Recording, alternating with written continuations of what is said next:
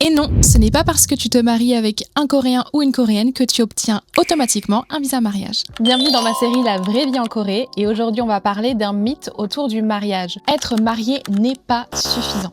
Il va falloir passer par toute la procédure de demande de visa.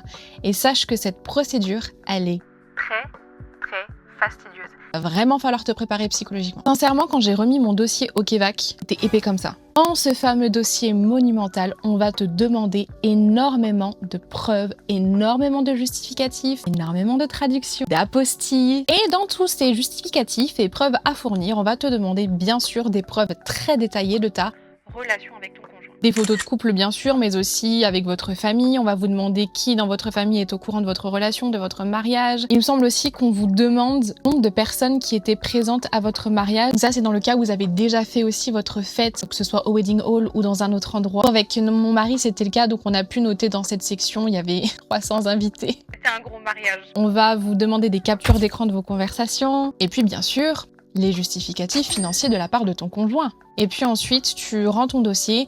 Moi, j'ai dû rentrer en France et le KEVAC te prévient qu'en fonction de la période à laquelle tu y vas, Le délai de traitement peut prendre plus ou moins de temps. et dès que le KEVAC a reçu mon dossier, ils m'ont envoyé un mail de confirmation et ils m'avaient précisé dans le mail qu'ils étaient en haute saison et donc forcément ils avaient beaucoup de demandes. En tout, ça leur a pris 2 mois et demi pour traiter mon dossier et pour m'envoyer mon visa. Si tu as des questions, n'hésite pas à me les écrire en commentaire et je te dis à très bientôt pour la suite des vidéos.